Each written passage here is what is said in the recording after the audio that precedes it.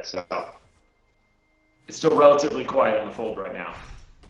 Yeah, Rick's doing a pretty good job, but you see kids, they saw the ban coming out of Celeste both times from Vertigo. Kids doing a pretty effective job. The 14 to 11 creep score, you can see Kids knows exactly what he's doing this early game, putting a little bit of pressure, keeping Rick's away from his creeps by using those Heliogenesis to spam him. But Vertigo coming down to the jungle, they're going right for the first team fight. Rick's going to try to shop, though, because he wants to get his items before they engage. And now they've shopped. They're going in. You see the Heliogenesis coming out of Kids. So strong. But Sushi Kid doing a great job, phenomenal job, putting the pressure. Midnight Destro taking so much damage. Early game Arden's just not tanky enough. Nice dodge out of Beowulf and Rix to avoid that stun. This is really close team fight. It was a bit of a poke back and forth, but I think Destro was the factor there in pushing it in favor of Vertigo. Able to get those long-range sniped off and kind of broke down Kids. Eventually got that kill. Yeah, Vertigo clearly able to win that team fight, even though it was so close. Oh wow, David actually coming out as Taka, putting a lot of damage onto Beowulf's Catherine. Definitely something you got to watch out for. This David guy clearly wants to utilize, make sure he doesn't get behind in farm, puts a lot of the pressure. And now Rick's able to push the lane forward all the way to the turret, trying to prevent Kids from getting a last hit. And you see right there a few creeps. Oh yeah, 1 or 2 creeps missed. So really good play by Rick's to put that kind of pressure to prevent Kids from getting all his creeps. Another team fight breaking out in the jungle. David taking a lot of damage again. That Kestrel poke is so strong. Sushi Kid doing a great job and able to get the creeps that he needs. He's a little bit ahead with 19 to 15 against the Taka in the jungle. And then Rick's now able to, still struggling to get in front of the creep scores of Kids. You can kind of see why Vertigo decided to ban Kestrel both times, knowing that Kids clearly has a strong point for playing Kestrel. Yes, Kid seems very comfortable in this position. Looks like he's probably building up into a broken wing. And David's getting that extra damage in on Taka. They're both building armor on either side, both Kestrel and Taka, so respecting the damage of each other because they will get that burst down pretty successfully. Yeah, you see there's Bricks, Beowulf, and Sushi Kid again trying to poke the damage, putting so much, those arrows able to do that splash damage. But here comes Kids. He's racing down 2v3 in the fight. Sushi Kid has to get away. The Heliogenesis are super strong. The stun coming out. Oh, he does get the manage to stun Taka and Midnight Destro, but it's not enough. Down goes Taka. Down goes Midnight Destro. Beowulf almost about to go down. Vanguard's not enough. Now we got Vox here. He's still only level 5. He doesn't have his wait for it. His resonance now dying off. He's going to just completely disengage. Midnight Destro and Kids able to win that team fight. Nice snipe, though, coming out of Sushi Kid. Midnight Destro's almost dead. These snipes are serious in all 3 games. They're just coming out left and right. Yeah, you see a lot of snipes around that area of the jungle, right on the lane bushes. You see, because a lot of people walk up and down there to try to get positioning, and Kestrel's able to snipe that and punish you for staying around there too long. It's such a small target. You got to learn the patterns. Oh, dual stun. The stun coming out of Beowulf. Kids does pick up the stun on Beowulf, but not before he also takes a stun. But not a lot there. Rick's still trying to get back into the creep score battle. 41 to 48. He's just so close, so he's doing a good job at keeping level. Unlike the previous 2 games where he had a substantial lead, this time around, Kids is Celeste very good. Able to pressure the Vox and keep him away from the creep score lead.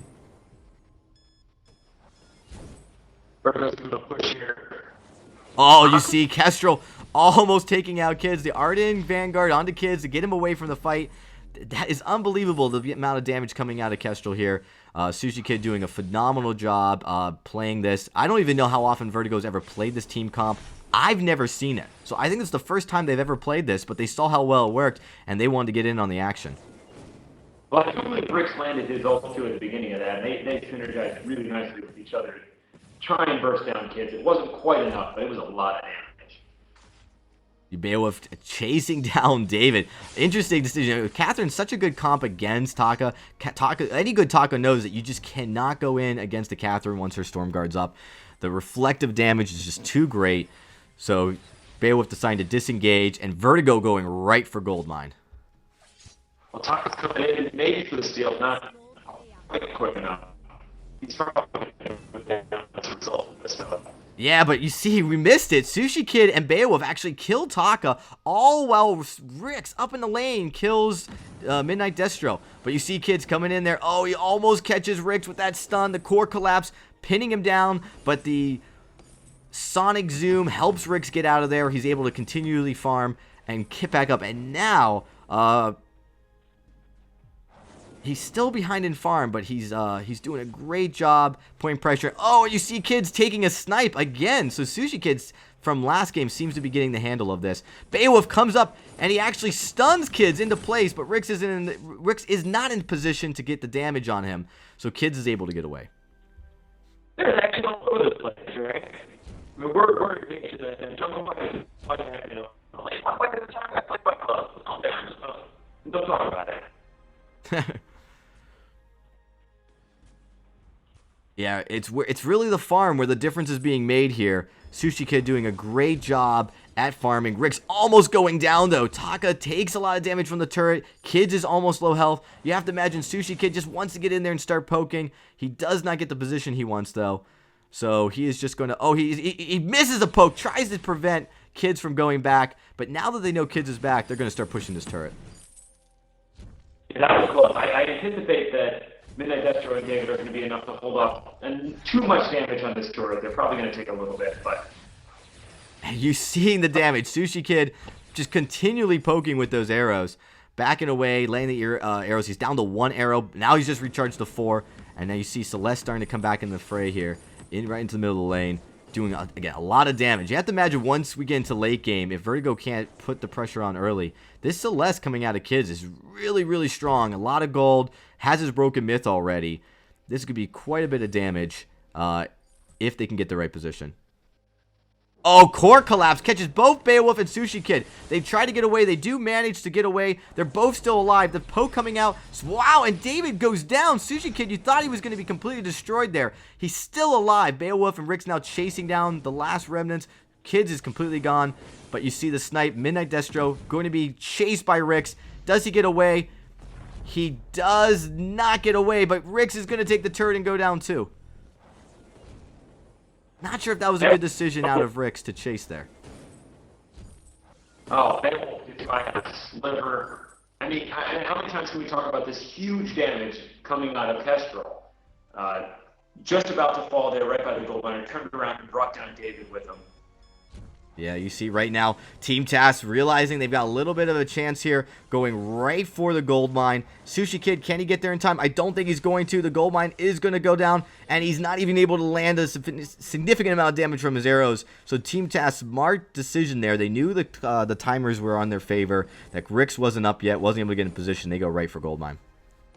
Right, even up the gold between the two teams. This was like a neck-and-neck match right now. This is fantastic. It's so close, and now that you've seen Celeste reaching level 8, she's got the maxed out heliogenesis, so she's able to do an increased amount of spamming and zoning with her increased range. But you do see a nice snipe coming out. Kid's so weak. Beowulf puts his Stormguard banner. There's just not too much. I don't know why they're focusing Beowulf. He's able to lock down. Oh, but Kid stuns him out and takes down, but down goes Kids. Beowulf almost completely falling down. Wow, that was so close. You thought that Celeste with the stun was able to prevent being trapped in, and she did, but she still goes down. Beowulf doing a great job there. And now Vertigo knows they've got the shot here. They know the timers are still up, and they're going to go right for the turret. Well, Midnight Destro went down really fast on that, which is, you know, again, it's surprising for an Arden, but he's only got the fountain and the boots and the Stormguard right now. Not a ton of extra health on him, so the Sushi Kid is able to tear him down pretty fast between that and the proc from Rix. Yeah, getting rid of the support was a huge factor. So because Vertigo decided to go with that team comp that worked in the second game that they lost to in the first game, and they're utilizing it absolutely to the fullest and allowing Kids, you know, it's blind pick, so he can play as Celeste now. They banned Celeste both times. Now he's got Celeste, and they're still winning. So clearly that Kestrel pick is so vital to this these game fights, this early game. The Kestrel, Celeste just not able to do enough damage, but they see the opportunity, they know the rotations, and they go right for the gold mine. Rix is trying to get there in time. He's all lumped up. He does not go for his wait for it, though. Again, very patient. Oh, but the gauntlet traps in Rix. Does he go down? The Vanguard does not save him. He's still alive, though. And oh my goodness! Sushi Kid, able to pick up the kills with his arrows, completely gets the entire team lumped together, and somehow Rix manages to survive. Art brought that gauntlet down, Midnight Destro in a perfect spot, but just the sheer amount of burst was just overwhelming. Kestrel able to come into this fight and completely turn it around. And you see, kids, he's just not going to be... Oh, he does the Fallon, really well timed. Keeps him alive. He was almost dead, down to completely 0 health. Rix, though, the Fallon's already been used. He's not going to be able to get another life. And he's still alive, though. Again, somehow Rix managed to stay alive. But not Sushi Kid. Sushi Kid is going down. And there's the chase on for Beowulf. He's still full health compared to Midnight Destroyer. But it's not going to stop him. Arden able to do so much damage. For those of you watching, I think this is a pretty good lesson. If you're going to build weapon power Kestrel, Sorrow Blade, Tyrant Chronicle is the way you want to go. That burst is ridiculous. Yeah, you see kids thinking about going for the turret. He does get locked down. The reflex block is not soon enough. Oh, but the wait for it comes out. Even though he picked up the stun on the Rix, is he going to take down? Rix gets the Fountain of Renewal. He is healing up. The snipe, though, coming out of Sushi Kid, takes down kids. Unbelievable. That was ridiculous. Perfectly aged, right, but just, probably only a tad more health than kids actually had at the moment. It was unbelievable timing. The best snipe we've seen out of all the games. Completely 600 damage, deleted him right when you thought kids was going to get away, and that changed the complete dynamic. So even though Rick stayed a little bit too long, just enough to keep him out of team fight. So now you're seeing David's going to be attacked, onslaught by Sushi. Again, Sushi Kid able to stay in these fights for a surprising amount of time. Doesn't take a lot of damage. Another gauntlet comes in, but Midnight Destro goes down. And so it looks like David is just not going to be able to get away. He goes down too. Wow, and Sushi Kid. Hard time getting the damage he wants in these fights. With Taki, he's got to go in and out. And there's another snipe, and Sushi Kid staying alive. He has a fraction of a health. The wafer comes out. Rick's able to continue chasing, but the snipe damage taking out a huge amount of Kid's health. And Kids is now going to go down, and although it's not an ace, Vertigo able to win that entire team fight without losing a single hero. I'm going to say right now, Sushi Kid, teach me how to snipe. That's really impressive. Well, we saw the Kestrel from the first game. So impressive. Kid's actually playing Kestrel, doing a great, phenomenal job at sniping. We saw it time in, time out, able to get that damage. But that's the snipes that we've seen out of Sushi Kid these two times and have been absolutely perfect. I know there was a little bit of eye rolling when Kestrel first rolled out, and people were saying that the targetability of that ult was so thin and you had to be so precise with it, but I think we're seeing that it is just big enough, especially if you know what you're doing. Yeah, if you know what you're doing, if you know how to play, it is plenty big enough, and the reward for hitting it is absolutely phenomenal. Well, Vertigo's let their turret be out for a little bit too long, and this is actually huge. Without any contention, they're able to pick up the turret and stay in this fight. But Vertigo's coming in very, very quickly. Rix does take a lot of damage. Oh, he's taking so much damage from Taka. The Fountain, though, does keep him alive. Not long enough, though, before Kids' Heliogenesis takes him out. And now the Gauntlet comes in. Impressive play of TAS. Sushi Kid is able to get away, though, with a very impressive reflex block. And the snipe, again, takes out Kids. Sushi Kid, absolutely on point. Man, Corpus didn't stand a chance. Not Celeste. Celeste could have run away. Kids just couldn't get away, and that team fight was absolutely in favor of Team TAS. They had the team fight, the positioning, the impressive gauntlet, but Sushi Kid using his reflex block, getting out of the team fight, and then pulling off a snipe like that. It basically bounced and said, you know what, that team fight's not going to go in your favor. We're gonna actually come out. I wouldn't stay on top, but leveling it out and preventing what could have been a disastrous push coming out of Team TAS. Well, it's kind of really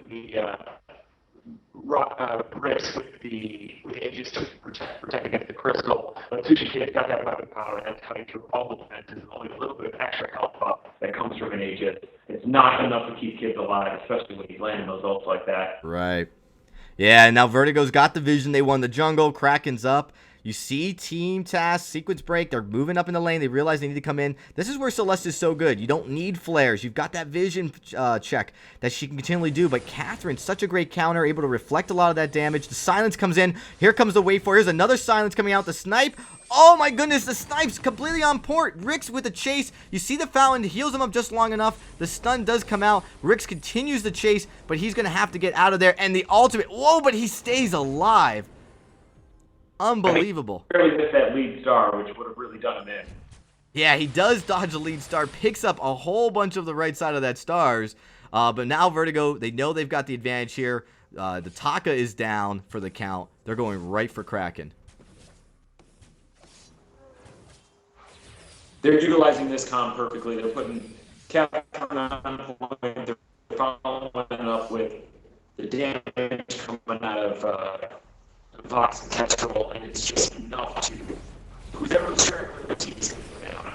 So, really interesting decision. Team TAS decides to go for the turret instead of knowing that Team Vertigo could be going for the Kraken. But Vertigo, so quick to respond, they completely stop attacking Kraken. They turn around, and they're actually able to prevent their turret from going down and killing both kids in Midnight Destro.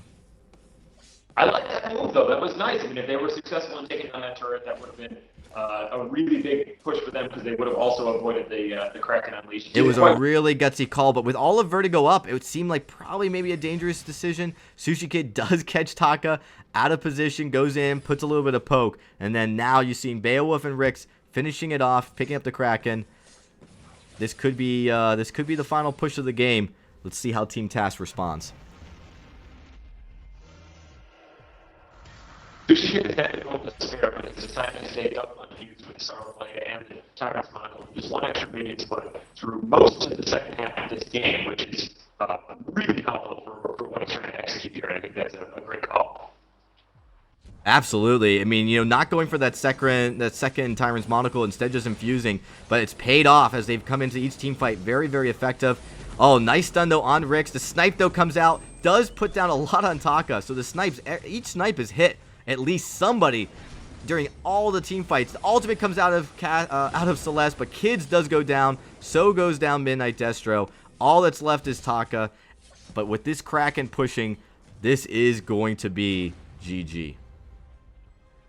Yeah, it looks like it. Excellent play by Vertigo, using this comp effectively twice in a row. I mean, I think we've seen this comp is something to be considered. I don't know how it plays in every scenario. I'm sure there are counters to it, but the way both teams have utilized this comp, it's been very, very powerful. Yeah, and you almost have to imagine it was probably a decision out of Team TAS to not play something different. They actually mixed up the hero comps. They mixed up the players they were playing. There was a different player playing every single game. We had at least one person rotated out. So they're just giving their entire team a chance to practice on stream. And yes, everyone, I do apologize. The audio quality coming out of Skype is a little rough right now. Please be forgiving as Bremen is going through what could be a typical Florida thunderstorm. Yeah. My voice is a lot prettier than it sounds now.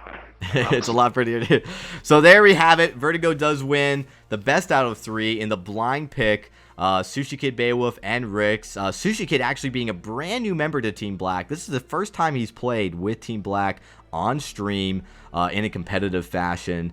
But this comp, Vertigo deciding that they like this comp, they wanted to play this comp again. I've never seen them play this comp ever, so this is the first time that I've seen them play it. Very, very impressive. And you saw it coming out of actually TAS first, and it just did an enormous amount of damage, completely shut down Vertigo. I think Vertigo realized they didn't want the same thing to happen to them again. Yeah, and I thought it was also interesting that on the third game here, Sushi Kid seemed to take point. And, and kills aren't always a result of who's playing the stronger carry, but, Rix had more kills in the second game. Sushi Kid had more in the third game. I don't know if they were positioning differently or just how the kills came through, but fantastic use of the heroes by both teams. I love to see Taka being brought in. It was really nice but he couldn't quite get the executes he wanted in the team fights, but good job. Yeah, really, really good play. We see Beowulf building a standard defensive build, with the only difference you see some cooldown reduction. You see a lot of Catherines do that so they can stun and peel a lot more effectively. Also, you see a little bit of crit damage there. Surprising decision to maybe build that. I don't know if that was like a last minute build. Sushi killed, building the Sorrow Blade, Tyrant's Monocle, a little bit extra with the Lucky Strike for crit, and then building infusions the rest of the game. You do see a little bit of shield and a reflex block though to help him position better. He utilized those reflex blocks absolutely perfectly. And then Rix building Broken Myth Aftershock with an Aegis and Clockworks. You're starting to see this build out of Vox a lot more. It's a very strong build in the meta right now. Again, somehow Vox always finds a way in the meta. He's back in it again. It's a really good play. And again, all of Team Vertigo with tier 2 boots, I guess, so they can have that chase and have that ability to run the fold very quickly. On TAS's side, Taka building Tension Bow and attack speed. You have to imagine he was trying to get to maybe a Breaking Point or Bone Saw. Lifesteal, also building a Serpent's Mask for Lifesteal and an Aegis for shield. Where Kids, though, building Eve of Harvest, a Broken Myth, Eclipse Prism, a Large Crystal. He had everything. He had a lot of damage. No denying that, how much damage was coming out of Kids. He just wasn't able to sustain long enough to take advantage of the max stacks of his Broken Myth. And the same going with Midnight Destro. Midnight Destro was so starved in there. You could see that he only had 3,000 gold. He just was not able to build his max build. Really, really held back. And even though his gauntlets were fairly good, Vertigo did a great job positioning out of them, getting around them, and able to stay in the fights.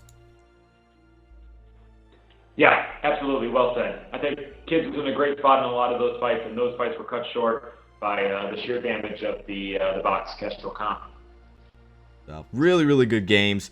Vertigo does take it in the third game, 2-1, but impressive play coming out of Team TAS. This is definitely a competitive team to look out for in this upcoming VGL. They've been able to play their entire roster tonight, and all of the players doing a really, really good job.